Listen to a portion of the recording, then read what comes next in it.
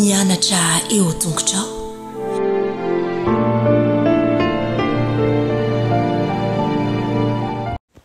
Faly miarabantsika tsirairay avindray tonga eto amin'ny fandraisana ny lesona ho an'ny lehibe isika amin'ity alakamisy ity manoana ny fahasoavan'ny tompo anao an-trany ary mivavaka anao manokana mba ny fanahy masina ny asa eo anivon'ny fiainanao.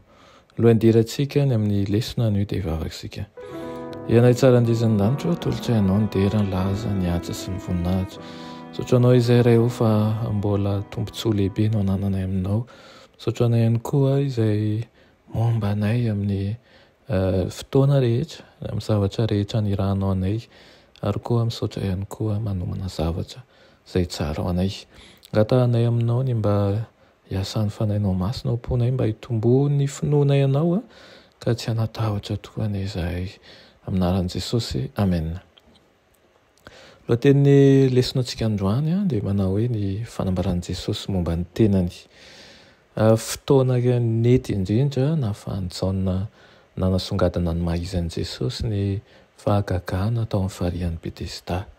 Andiny mesa 9 no nety ny lazalaza momba ny fahagagana eo, ary andiny 40 teo kosa no nety ny lazalaza momba n'ilay nanatanteraka an'izany fahagagana izany.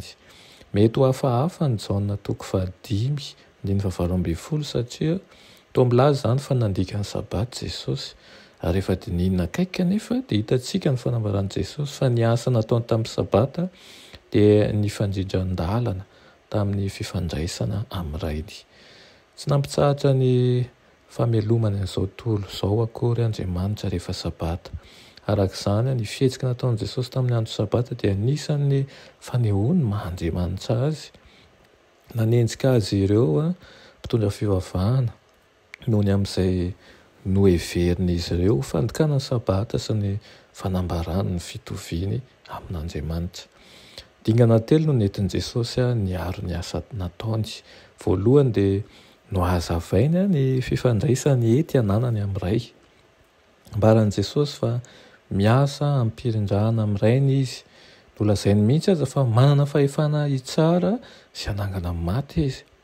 Faharoa, ny andro soavolombelona 4 ny fandimby izay manambara azy Jesosy taorina amin'ny fiarovan-tenany.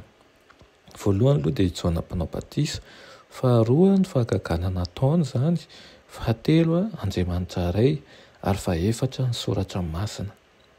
Samy manao fanambarana mikasika an'i Jesosy tokoa ireo vavolombelona ireo.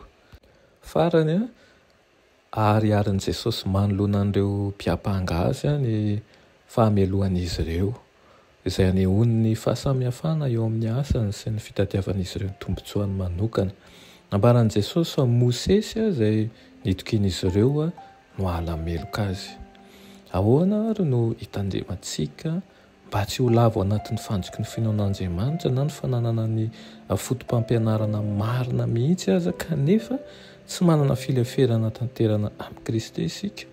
Izany tokony ho tenentsika ary ho halaliantsika isan'andro, satria fantatsika fa raha tsy mitandrina isika dia mety ho latsaka ao anatin'ny fandriky Satana. Vavaka isika. Raina tsy ara-nihezan-danitra mbola velom-pisaoranao izahay noho ny amin'ny fitantananao anay. Misaotra indrindra ny amin'izany lesona izany. Mangataka aminao izahay mba ho tarihiny fanahinao hatrany anie ka tsy hanakay ary tsy handeha amin'ny herin'ny sainay na ny fahaizanay fa handeha hampanatretena avy aminao. Aminaran'i Jesosy, amen.